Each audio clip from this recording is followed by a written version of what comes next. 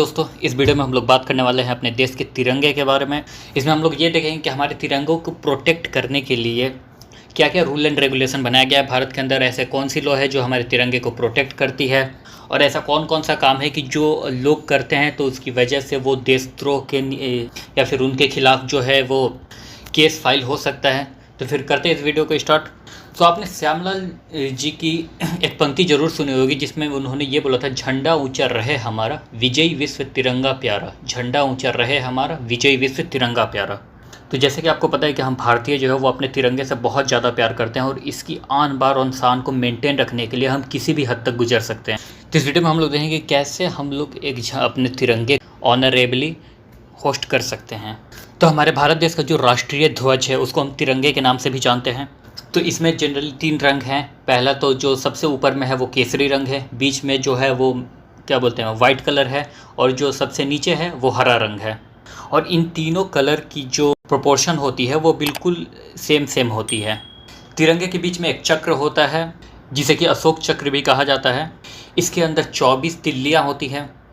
पहली बार जो है वो हमारी जो कॉन्स्टिट्यूएंट असेंबली है उन्होंने इस तिरंगे को 22 जुलाई 1947 में एक्सेप्ट किया था, और 22 जुलाई के दिन ही हम लोग नेशनल फ्लैग डे के नाम से भी सेलिब्रेट करते हैं।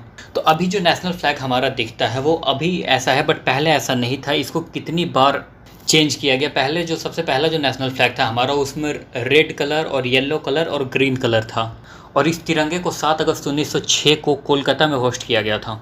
उसके बाद 1921 में एक फ्रीडम फाइटर पिंगली वेंकैया जो हैं वो महात्मा गांधी जी से मिले, और उन्होंने कहा कि हमारा जो तिरंगा होना चाहिए उसमें कुछ अपडेट करते हैं और इसमें 2 रेड और 1 ग्रीन कलर डालते हैं। ये वाला प्रपोजल लाए थे वो।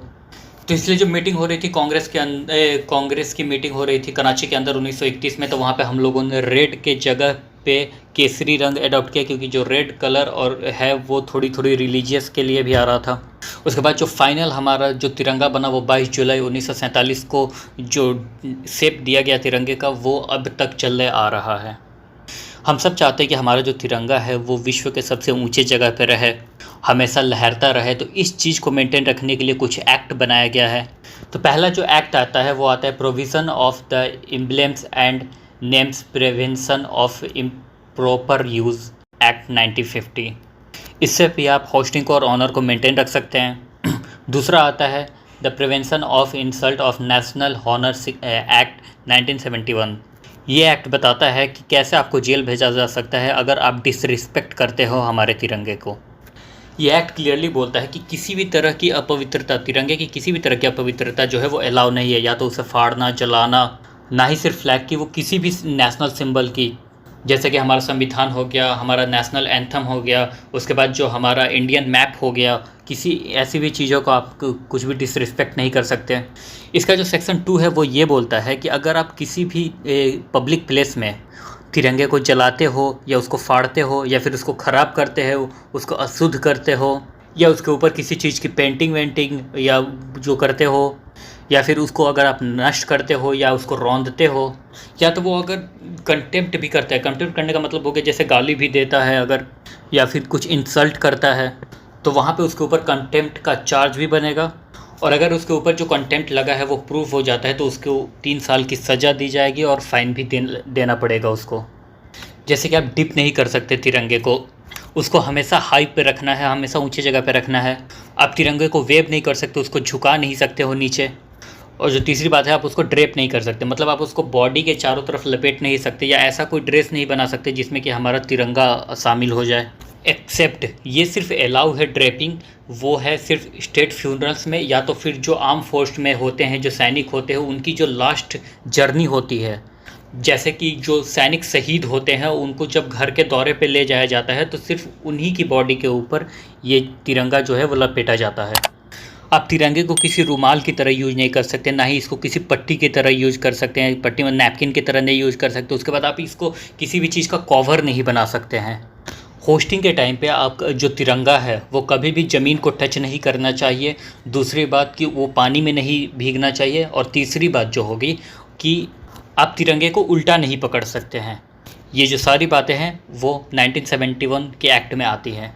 उसके बाद लगा कि जब प्रॉपर लॉ होना चाहिए भारत के अंदर जो फ्लैग होस्टिंग को लेके, तो उसके बाद एक लॉ आया जो the flag code of India 2002।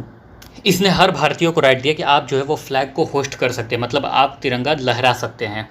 इसमें नियम ये बनाया गया कि आप लहरा सकते हैं, बट तिरंगे का जो ऑनर है और रिस्पेक्ट है वो मेंटेन रहना चाहिए। ये जो फ्लैग कोड है उसको 3 पार्ट में डिवाइड किया जाता है। पहला है जनरल डिस्क्रिप्शन, मतलब कि जो तिरंगा है वो कैसा होना चाहिए, फिर उसको कैसे लहराना है। एक तो पब्लिक प्लेस पे हो गया, दूसरा हो गया प्राइवेट प्लेस पे, या और तीसरा जो हो गया वो एजुकेशनल जो भी इंस्टीट्यूशन है वहाँ पे, और जो गवर्नमेंट है और गवर्नमेंट बॉडीज़ है जब इसको डिस्प्ले करेंगी तो वो कैसे करेंगी। तो ये लोग जो है वो क्या क्या रूल्स फॉलो करेंगे। फ्लैग कोड में क्लियरली लिखा गया है कि कोई भी तिरंगे को लहरा सकता है, या तो वो पब्लिक प्लेस पे हो गया, या तो कोई अपना प्राइवेट बॉडी हो गया, या तो कोई भी इंस्टीट्यूशन जगह हो गई, कोई भी इस तिरंगे को लहरा सकता है। बट मेक श्योर करे कि वो 1950 के एक्ट के तहत और 1971 के एक्ट के तहत ये काम कर रहा है। आप तिरंगे को लहरा सकते हैं, या तो अपने घर के छत पे लहराए या किसी भी पब्लिक प्लेस में लहराए, बट मेक श्योर ये है कि आप झंडे का डिसरिस्पेक्ट नहीं करेंगे। आप फ्लैग को उसी जगह पर रखेंगे जहां से वो ऑनरेबल दिखे। आप एक ही पोल पे तिरंगे के साथ बाकी सारे झंडे नहीं लगा सकते हैं। कहीं ऐसा हुआ कि आपने एक ही जो पोल है उस पर हमारे देश का तिरंगा भी लगा दिया, उसके बाद अपने स्कूल का भी तिरंगा लगा दिया, उसके बाद आप अपने रिलीजियस से रिलेटेड कोई भी झंडा लगा दिया, तो ये आप नहीं कर सकते हैं। दूसरी बात ये कि अगर आप फूल वूल गार्डनिंग कर रहे हैं, फूल वूल कर रहे हैं वहाँ पे झंडे के ऊपर, तो वो झंडे से ऊपर नहीं होना चाहिए। झंडा हमेशा सबसे ऊपर पोजीशन पे होना चाहिए। फिर आप डेकोरेटिव आइटम की तरफ फ्लैग को जो इस्तेमाल है वो नहीं कर सकते हैं। मान लो कि अगर आप जो तिरंगा है वो डैमेज हो गया है तो आप उसको पब्लिकली डिस्ट्रॉय नहीं कर सकते। उसको आप अकेले में ले जाके कहीं पे भी अकेले में, जहाँ पे सिर्फ आप हो और कोई भी शूटिंग वूटिंग ना चल रही हो, या तो फिर रिकॉर्डिंग वॉकॉर्डिंग ना चली हो, वहाँ पे ले जाके आप उसको डिस्ट्रॉय कर सकते हैं। या तो आप तिरंगे को अगर वो डैमेज हो गया है तो आप उसको दफना सकते हैं, जला सकते हैं, बट मेक श्योर करें कि वो प्राइवेट जगह होना चाहिए। वहाँ पर आपके अलावा कुछ और चीज़ नहीं होनी चाहिए।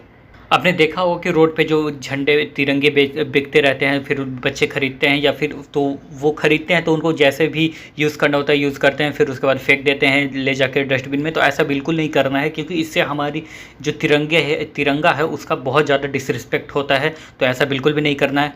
अगर हम तिरंगा की साइज़ की बात करें तो तिरंगा का साइज़ हमेशा 3:2 के रेशियो में होना चाहिए, मतलब 3:2 के रेशियो में होना चाहिए। अगर मटेरियल की बात कर ले कि किस मटेरियल से बनेगा, तो ये तो या तो वो हैंड स्पम होना चाहिए, या तो हैंड वूवन वुल होना चाहिए, या तो वो कॉटन होना चाहिए, या तो फिर वो सिल्क होना चाहिए खादी का। किसी और चीज़ से अलाउड नहीं है बनाना तिरंगा। अगर आप होस्टेड करने के बाद इसको आप नीचे उतारते हैं तो वो आप बहुत स्लोली नीचे उतारना होगा। ऐसा नहीं कि एक ही बार खींच दिया और तिरंगा नीचे आ गया, तो ऐसा बिल्कुल नहीं करना है। अगर कोई तिरंगा होस्ट कर रहा है तो जो तिरंगा होना चाहिए वो उसके राइट में होना चाहिए। और अगर कोई सोल्जर मान लो मार्च चल रहा है तो वो मार्च के या तो सबसे फ्रंट पे होना चाहिए तिरंगा, या तो बीच में होना चाहिए, या तो फिर मार्च जिस डायरेक्शन में जा रहा है उसके राइट में होना चाहिए। अगर आप कार के बोनेट पे लगा रहे हो तो कार के बोनेट पे तिरंगा हमेशा सेंटर में होना चाहिए और ऊंचा होना चाहिए, या फिर राइट साइड में होना चाहिए। अगर फ्लैग को जो तिरंगा है उसको सैल्यूट कर रहे हैं तो अगर आपने कोई भी पगड़ी पहना हुआ है, सर के ऊपर जो कुछ भी पहना हुआ है वो उतारना पड़ेगा आपको, क्योंकि कहा जाता है कि झंडे से ऊंचा कुछ नहीं है इस देश में, तो सबसे ऊंचा झंडा ही रहना चाहिए। इतने सब रूल्स होने के बाद भी तिरंगे को बहुत मतलब क्या बोलते हैं कि वॉयलेशंस होते रहे, और वो बहुत ही बड़े बड़े लोगों के द्वारा होते रहें, और वो भी मान लो गलती से ही होते रहें, बट होते, जैसे कि सचिन तेंदुलकर जी हो गए, मंदरा बेदी हो गई, सानिया मिर्ज़ा, उसके बाद अमिताभ बच्चन जी, तो इन भूल चूक में ही इनसे ऐसी गलतियां हो गई हैं, जिसके बाद इनके ऊपर कॉम्प्लेंट्स भी हो चुके हैं। एक बार सचिन तेंदुलकर जी ने केक सेरेमनी में अपने केक कटिंग की, जिसमें कि वो जो केक है वो फ्लैग के फॉर्म में था। मंदरा बेदी ने साड़ी पहनी थी फ्लैग में। सानिया मिर्ज़ा जो हैं वो ऐसी जगह पे बैठी थी जहाँ पे उनका पैर था वो फ्लैग से ऊपर था, तो उनके ऊपर भी हो चुका है एक बार।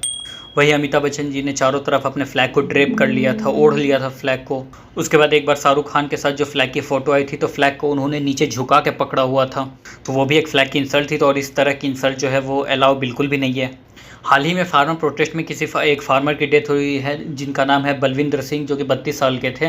तो उनकी डेथ के बाद जो उनकी बॉडी है उनको फ्लैग से ड्रिप कर दिया गया था, जो कि ये रूल में नहीं है। उसके वजह से भी उनके फैमिली के ऊपर फ्लैग ऑनर जो इंसल्ट है उसके ऊपर इन लोगों के ऊपर केस हो गई थी। तो आई थिंक आपको ये वीडियो नॉलेजेबल भी लगा होगा, इंटरेस्टिंग भी लगा हो। तो फिर मिलता है नेक्स्ट वीडियो में। जय हिंद।